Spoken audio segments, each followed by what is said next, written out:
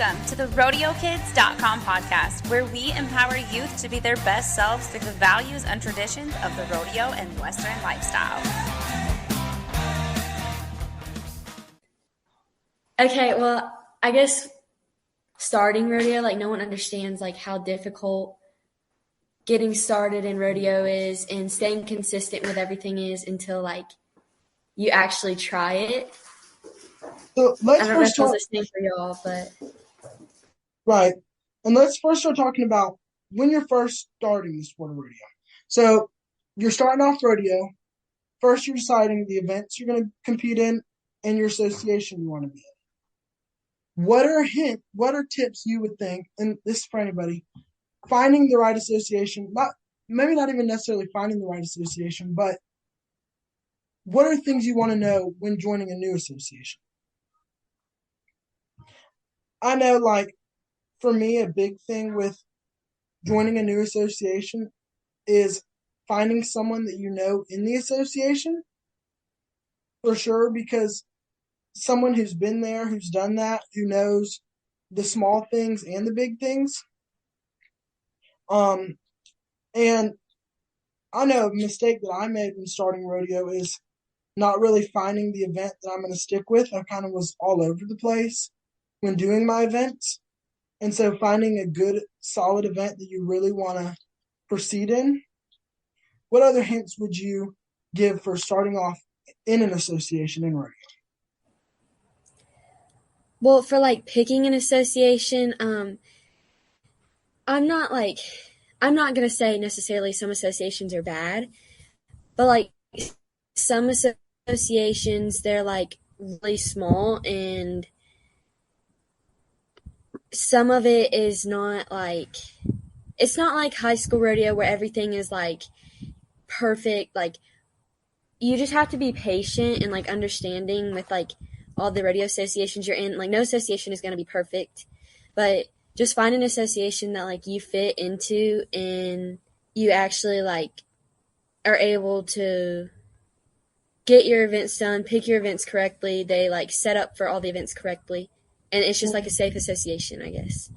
And I know for us, when we started our association, when we started the youth association, we actually went and watched a couple of the rodeos. That was probably one of the most helpful things we could have done. Not only did we make friends with somebody in the association that knew parking, knew what time to be there, knew when things changed, knew the order of events, because things change, websites don't get updated, Facebook posts don't get updated. So people who kind of know the changes and whatever, that was a big help. Being able to see the flow of everything. And when we started rodeo, none of us ever did rodeo. It was our first time. So watching all the events and deciding exactly what event we were going to compete in, that helped extremely. Because kind of jumping into it that fast, we always watch rodeo videos and whatever, but jumping into it that fast without going and watching it in person is a big thing. And what did you want to say, Gentry? I was just going to say, when you're going to begin to start rodeo, you want to make sure this is what I made sure I had friends in the industry and things like that and what their association was. So I was talking to them about that. We watched rodeos on the Cowboy Channel and stuff like that to see what it was. And I started at a very young age, so it. So Gentry, were y'all first generation? We're third. Third. And what are you, Kalyn? I'm a first generation. I didn't start until a year ago. Isn't that crazy? So we've been doing rodeo for 4 years, and it's a lot to get into. It really is. Especially if your parents haven't done it, if you don't have the right things you need, trying to figure it out, it's a lot to deal with. And one thing, right now, so I've started multiple associations, and I do have multiple horses, but now I have a sibling that's riding some of my horses too. So it's not putting too much on yourself or your animals, picking the right associations that you feel like you could benefit the most from, and limiting yourself.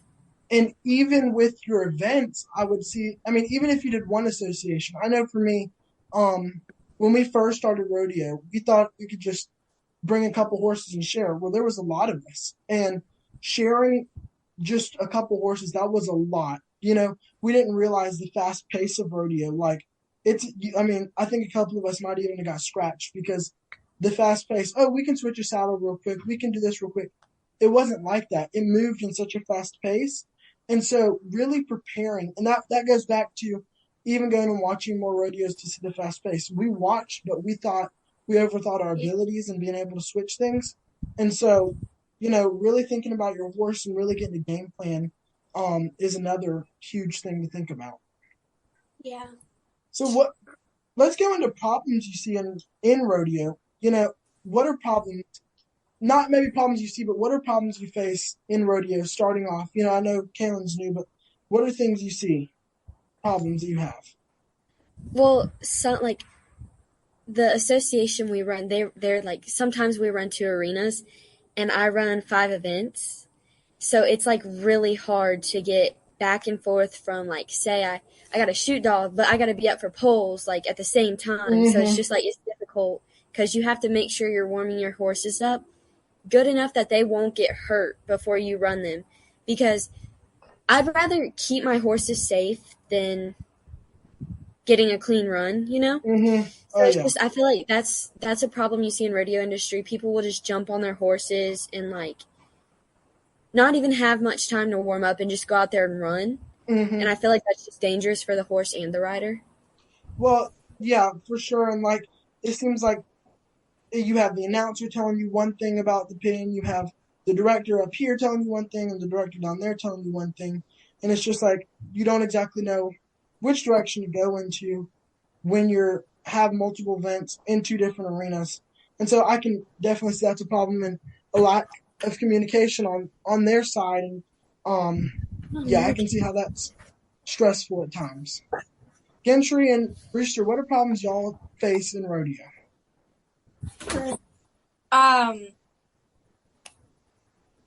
Just able to find friends to rope with, or even get in, because starting a new association is hard finding. I do see that. It seems like when you're starting anything new, whether it's school or rodeo or whatever, it seems like you're the odd one out. You're always being looked at, or trying to find that place to fit in is kind of hard. And one thing that I've kind of tried to do is not only try to be nice and go and make that friend and make that connection, because often when you feel that energy from other people, it's a back down reaction. A lot of back down reaction of, let me go hide over here, let me go hide over there, instead of going and facing it and going and talking. And often what you'll find is that it's not what you thought it was. They're really nice. You know what I mean? Does that make any sense? Yeah. So what are tips for finding friends in rodeo? I think we're breaking up. She disappeared. Sorry, my internet is going in and out. But I just asked Isaiah what he asked. I said, what are tips for finding friends in rodeo? I mean, so at first you're just like, you keep to yourself. You don't really talk to anyone. But you just have to like understand that even if you talk to someone and, hey, like, you don't get along, like you don't like each other or something, like, I don't know. But like, just not shutting yourself off completely and finding your group.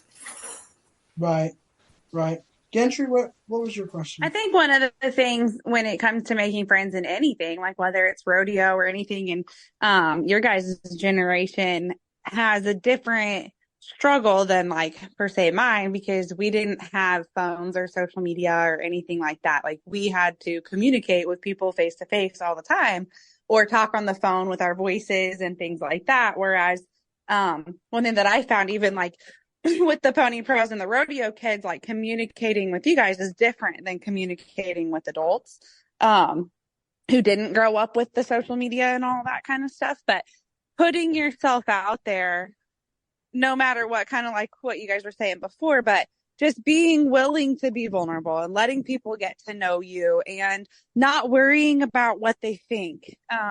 And, we were just, Brooke, our equine dentist and I were just briefly talking about how much harder it is for you guys to speak your mind and to be yourself because there's so much on a video and there's so much on a screen and there's so many times that you might get your picture taken or people can form opinions and post them on social media that aren't true, and whether that's something that happens often or never happens to you, you still know that it's there and there's still like this lingering threat that it may happen.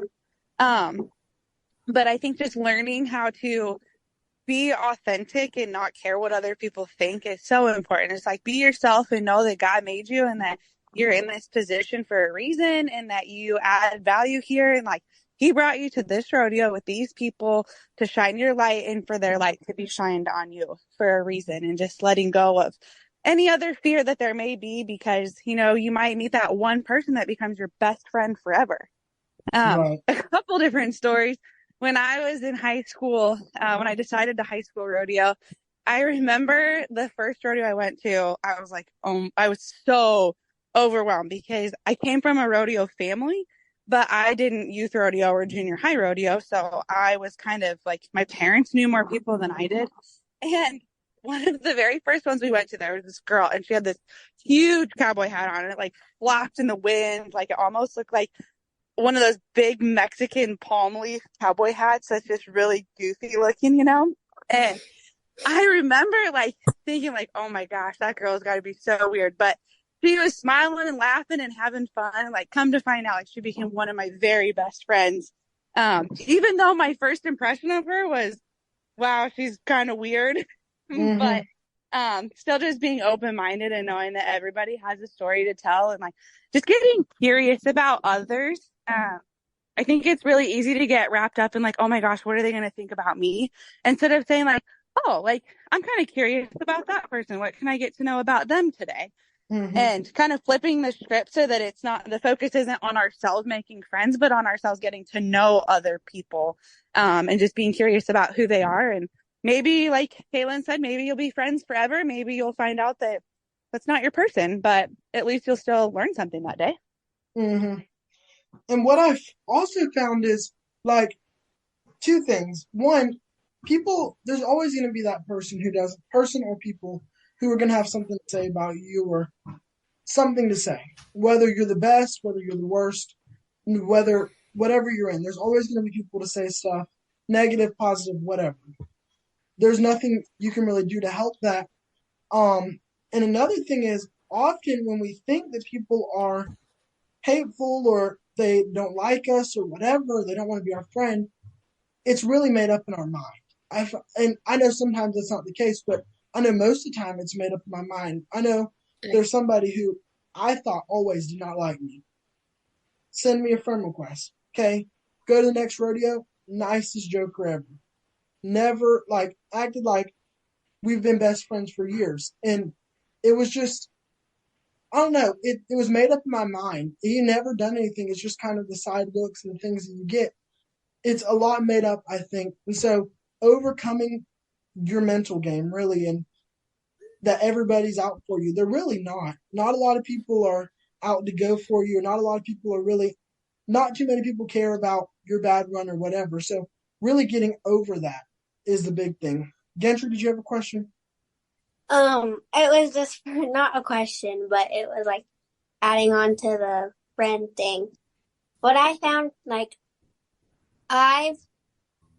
there's this one girl that I was really intimidated by because of her barrel runs and everything like that. And now she's one of my best friends because I just stayed humble. I let her get to know me and everything like that. So I think just staying humble, letting people get to know you, you can really make life very easy on you for making friends. Oh, for sure. Staying true to yourself. Oh, for sure. And remembering too that we are all so worried about ourselves and how we're performing and what's going on in our own lives. Like there's a book called You Can Be Happy No Matter What. And in the very first chapter, it says that 90% of the time, what we think people are thinking about us, they aren't thinking at all because they're thinking about themselves. You know, we don't have enough time. You know, when I go to a rodeo, I'm focused on, well, what's my horse doing? You know, what's going on in my world? What's going on in my brain? What am I going to do? How am I going to compete? You know, I'm so focused on what's going on in my own head that I'm not really paying that close of attention to other people, and other people aren't paying that close of attention to me. So just realizing that, and then realizing anything that they are, good for them. Like, that's great. That's fine. Like, no big deal. Like, we can talk about it. We can still be friends about it. But, and if it is negative, well, that's a reflection of them, not of me. So remembering that too. And, also, like, it's really helped me when it comes to making friends and even just being curious about people in general is remembering, that we never know what's happening behind closed doors or what's happening in somebody else's mind, and to never make assumptions that I know what somebody else is going through, whether it's the person that's struggling or it's the person that's winning. Like, it can be really easy to point at the person who's winning everything, who has the nice horses, who has the big fancy rig, and be like, oh my gosh, their mom and dad does everything for them, grandma and grandpa, you know, all this kind of stuff, and create this judgment. Or even like Gentry kind of said, you know, there's this intimidation of those people who have success, and just make those assumptions that we know who they are based on the results of what we can see. But that's not necessarily true. Like, we do not know the pressure that those people are under. We do not know the agreements they have with their parents. We do not know what's happening in their personal lives at all, you know? And when I learned that, it really helped me have a lot of grace. And also knowing that, you know, the person who's struggling with their horse, it might be the first horse that they've ever gotten. And they maybe had to go to work at the Dairy Queen for the last 2 years to be able to buy that $500 sale barn horse. And they are just trying to live their dream. And they just don't have enough money to get lessons, or don't have enough knowledge, or whatever. And if I judge them based on what I see, and I don't become a friend to them, like, I'm probably the one missing out, because they might actually be working 100 times harder than I am, even though their horse is acting like a nutcase, just because they don't know, they don't have that knowledge or that experience, or any of the finances to make that happen. And just learning to not judge everybody, and just kind of see things for who they are, and get to know people for who they are, and not the image that I see in my first, like, my preconceived notions, if that makes sense. I think that helps make friends. Oh, yeah. Like, you can, like, there's always going to be, like, scenarios running through your mind. Like, what if they say this? What if they don't like me? Like, what if this happens? What if that happens? But I feel like we just need to kind of let go of that, and just, like, trust that God has a plan, and there's a reason these people are in our lives. And so we should just, like, get to know them, like, get to know these people. It could be an awesome opportunity for us, or even for them. Oh, yeah. Amen, sister. For sure. And those thoughts you build up, they don't like me, the side look they give you before you run, et cetera, puts a weight on your performance. I mean, it really changes the way you perform, the way you compete. You know, whether they look bad at you right before you went in the box or whatever, it really puts away. So really getting over that and continuing through that it's going to really change. You're going to see a change in your performance. Oh, yeah. Gentry, did you have something? I did. So I used to compete with this kid. His name, I don't know if you guys probably don't know him, but Don't say his name. I used to compete with him in team roping, and now we're best friends. I go. Kind of adding on like what Kalyn said, or not Kalyn, Isaiah. Like if you like worry about what other people say, it ruins how you have your mental game, or it ruins how you go into the alley, it ruins how you perform. So if you just look past and through what other people say, then you won't really have that issue.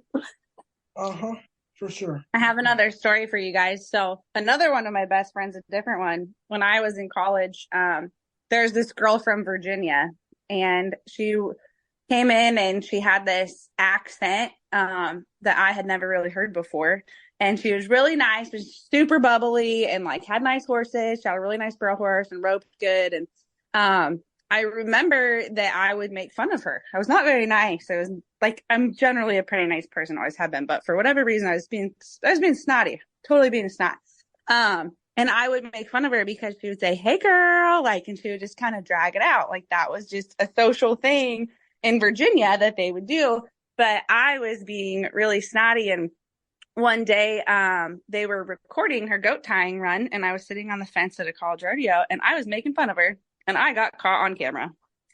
And it was one of the best experiences that probably ever happened to me. One of the most humbling experiences, because the other thing about this girl, her name is Lacey, and she was in my wedding, last year, like to this day, one of my very best friends. But she was not afraid to confront me either, because she marched right up to me and looked me in the face, and she said, "Were you making fun of me on my camera when I was making my run?" And I was like, "No." And she's like, "Yes, you were. Like, it was your voice. I know it was you." And so I owned up to it. I was like, that was me, and I'm really sorry. Like, that really wasn't nice. And it took me a little bit of time, like, reflecting and with my tail tucked between my legs, to be able to say, like, hey, like, I realized how snotty that was and how rude that was and how mean that was. And thankfully, like, we're human. We're going to make those mistakes. We're going to make assumptions of people from time to time. The devil's going to sneak in and put bad thoughts in our head about other people. But acknowledging that, and even I think when we tell people sometimes, like, hey, I used to think this about you, and I'm really sorry. Like, I was wrong about you. I think that it shows us our humanness, for one. It shows our authenticity, and it gives people a chance to connect with you in a real way. When you say, hey, like, I'm sorry, I messed up, I was wrong. Like, everybody likes to hear that somebody else was wrong. I mean, everybody likes to hear that. And so, even though it takes a little bit of humble pie to admit it, it really does advance a friendship. Like Lacey, because I was willing to admit my mistakes and to apologize sincerely and to make it up to her, and like just be really genuine that, like, I screwed up, like, you're right, like, that was a really good lesson for me. And then we were still friends after that, but had I not been humble enough to put my pride aside, and continue to be a jerk about it, then we wouldn't be friends today. So just sometimes setting your pride aside, setting your ego aside, and acknowledging where you were wrong about somebody, and just being like, hey, like, I'm really sorry. And the other thing on that is, like, opinions in today's world, there's like this deal where opinions become facts. And that's not true. Opinions are meant to be changed. Like, you get to have an opinion, and when you gather more knowledge, you get more educated, you have more experiences, that opinion is going to change. My opinion of how I thought a horse should have been started or ridden or trained on barrel horses when I was your guys' age versus in my 30s, I'm a completely different rider, and my opinion on how to do things has completely changed because I'm more experienced. It's the same thing with people. Like, what I used to think, the judgment that I made of somebody, or the opinion that I created of somebody, it can change when I get to know them. It can change when I quit being judgmental. So just remembering that too. Oh, for sure. And something else I just thought of. Some people, you always talk about the mean group or the mean person. Some people look at you as that person. Being approachable is something that I've really, really tried to work on, because I've always kind of been like the one at the rodeos, like, me, my horse, I'm set aside. I mean, I'd be totally fine if no one talked to me at a rodeo. Setting myself aside, doing my run, being done.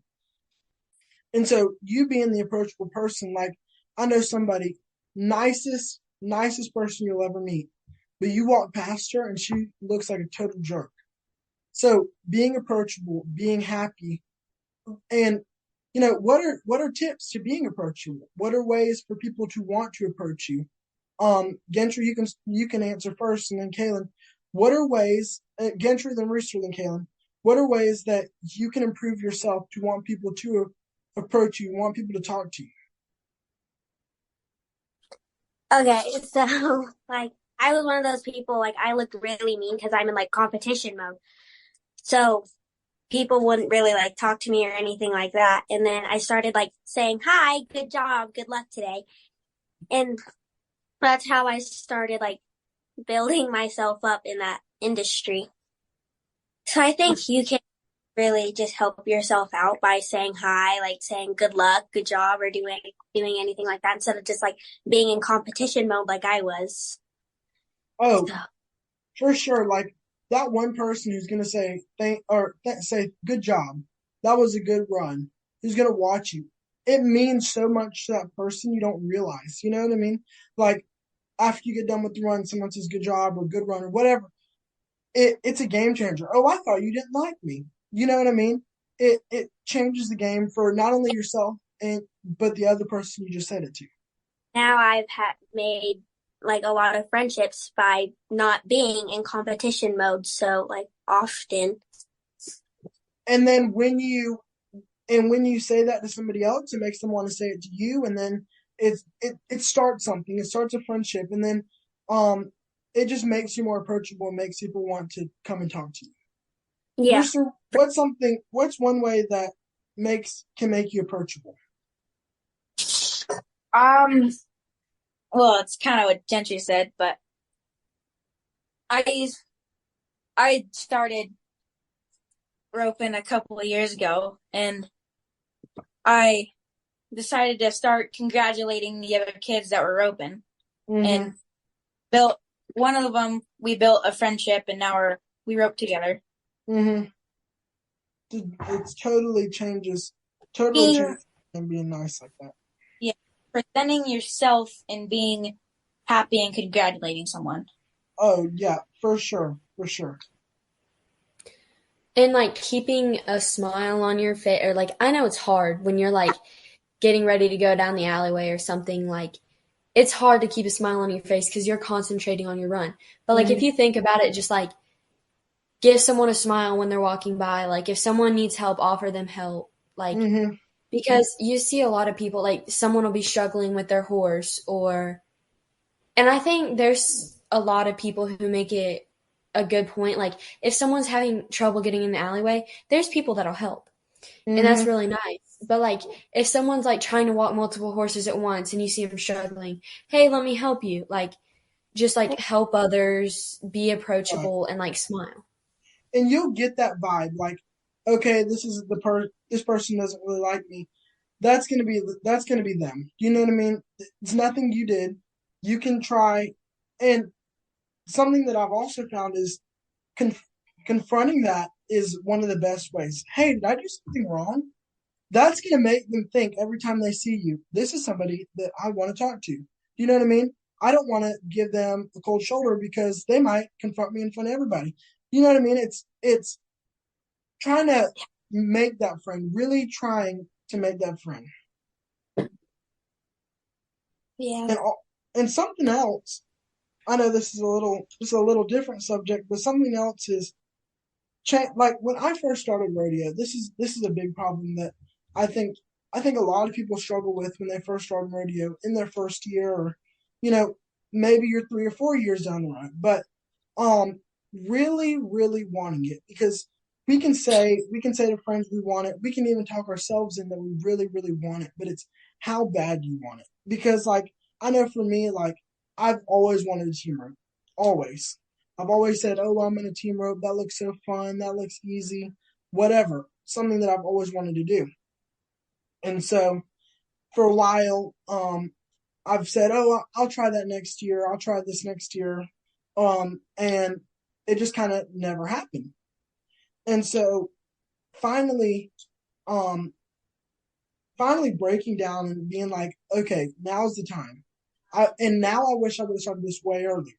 But going to get lessons. I know something that immediately started me off of my roping was the RodeoKids sponsor, or the RodeoKids scholarship.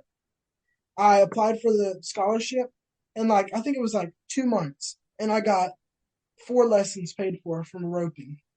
And that kicked off my roping so much. Like, once I started that roping, I just kept going. Oh, I'll pay for the next lesson, and I just kept going. And started with breakaway. Now going into team roping. And it's how bad I want it. I know, like, somebody's like, maybe start next season. No, it's happening next rodeo. Do you know what I mean? So it's how bad you want it and really chasing after it, being strict to yourself and not overdoing yourself, but knowing your ability. So Yeah.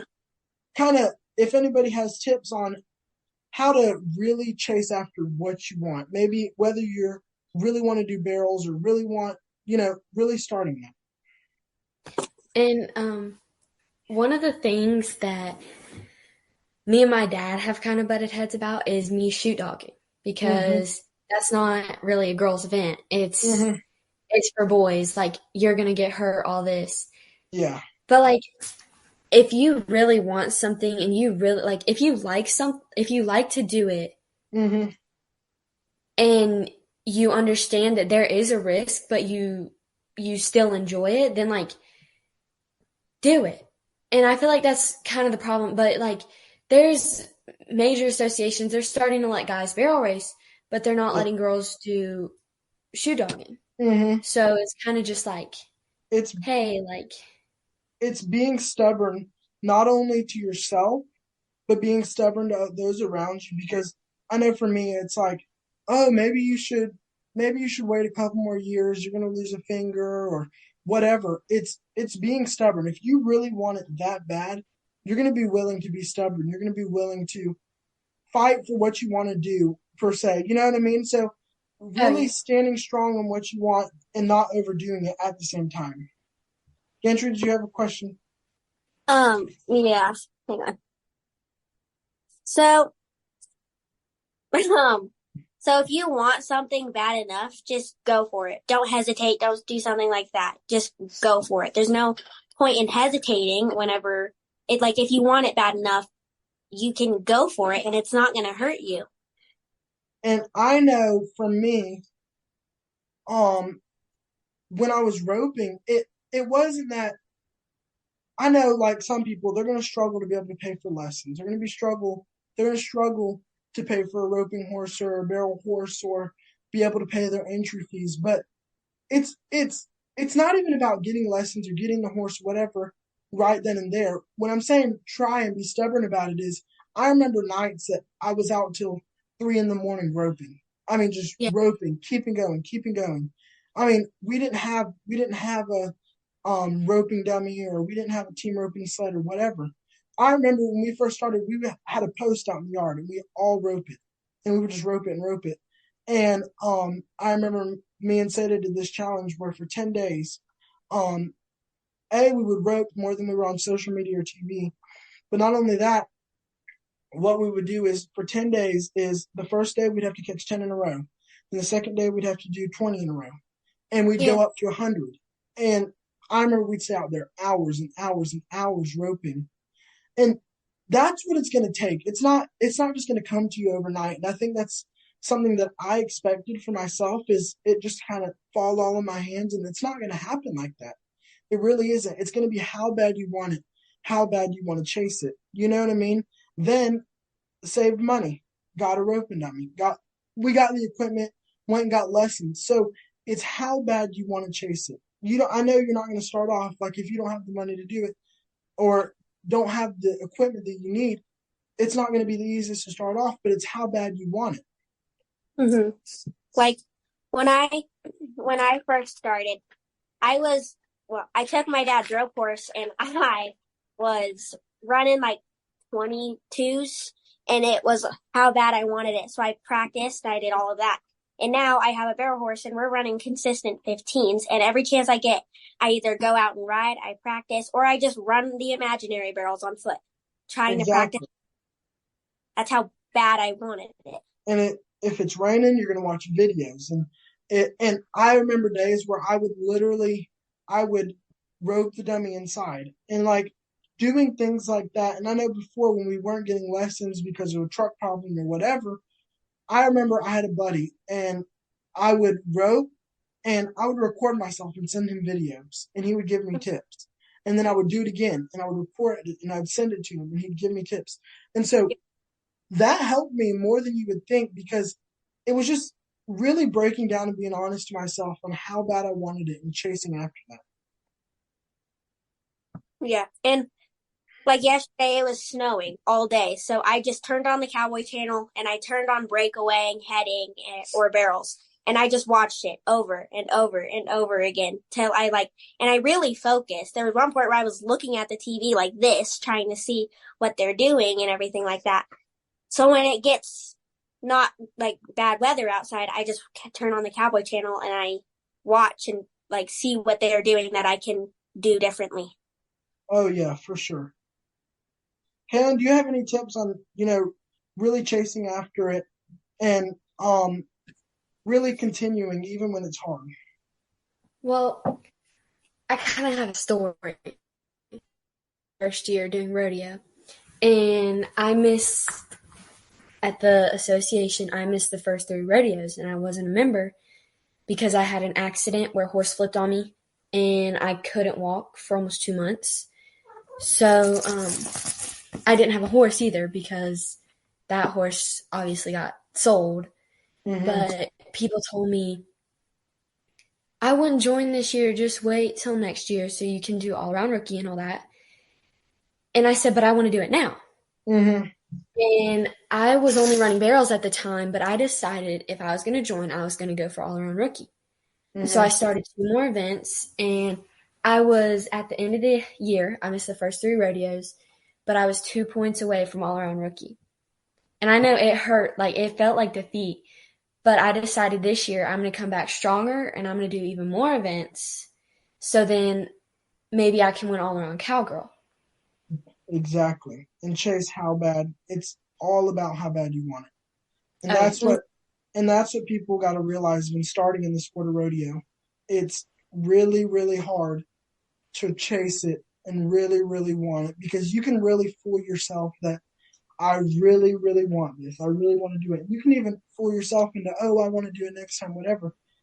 It's really, really chasing it. And I know, like, going back to the accident you had, it changes the way that you'll never ride the same again. I remember I had a horse, and Seda had Seda had poles out, and I was practicing roping and whatever, and I was like, me and my horse can do this. Poles are easy, whatever. And so I just gunned my horse, and we were going through it, and she tripped in a hole and fell, and so like her butt kind of landed on me, and I was fine and whatever.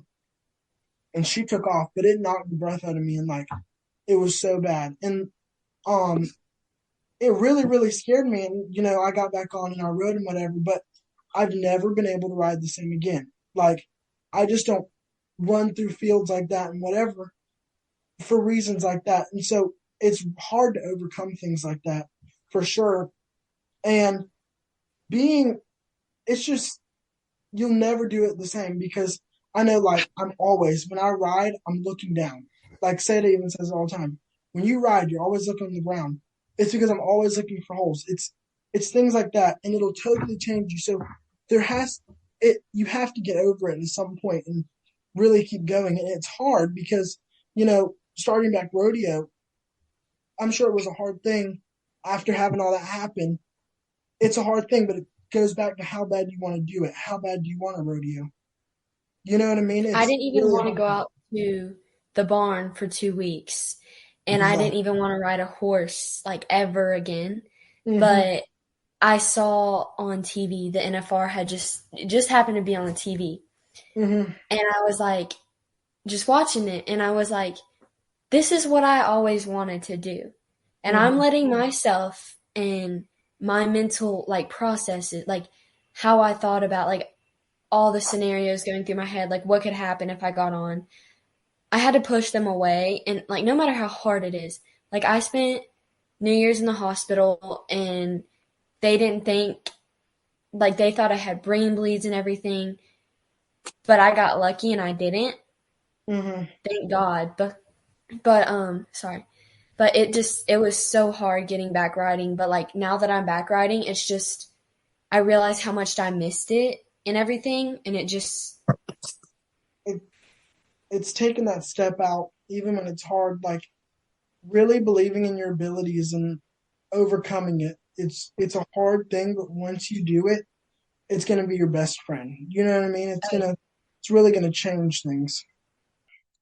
Okay, so if no one else has anything else to say, we will end there. I feel like this was a great podcast. You know, us ambassadors kind of just pieced this together because, you know, we were going to do another podcast, but some things happened and we were able to make it happen. So sorry for the little stutters and whatever we had through the podcast. But, you know, we decided to do this podcast because there's a lot going into rodeo, whether you're starting off or whether you've been in rodeo for a long time. This podcast, it was really trying to help people out. And I know if you go to RodeoKids.com, we have a lot of different opportunities. And if you just need a friend or someone to talk to, head over to RodeoKids.com and send us a message and we can help you out. And there's so many different ways, whether it's your mental game or whether you need leadership skills. There's so many different ways to help out. And it's a hard sport. It's really, really a hard sport. And it's something that it's going to take a little while to get used to. And I know we covered a little bit of everything today, but it's going to take a lot, and it's going to be something that doesn't fall overnight. So I hope this podcast helps somebody. If nobody else has anything to say, I'll end us out in a prayer. God, I thank you for your many blessings. I thank you for continuing to help all the cowboys and cowgirls in the rodeo. I thank you for a program that's out there to help and build these skills. And I thank you for the opportunity to be able to do this podcast. And, you know, we may have just pieced it together, God, but we've got it done. And I pray that this podcast helps many, many people. Pray that this podcast will reach people who are struggling and reach people who maybe aren't struggling. I hope this podcast can help the good people help other people. I pray that we all stay safe as we compete. I pray all these things in your name. Amen. Thank you, everybody, for joining the podcast.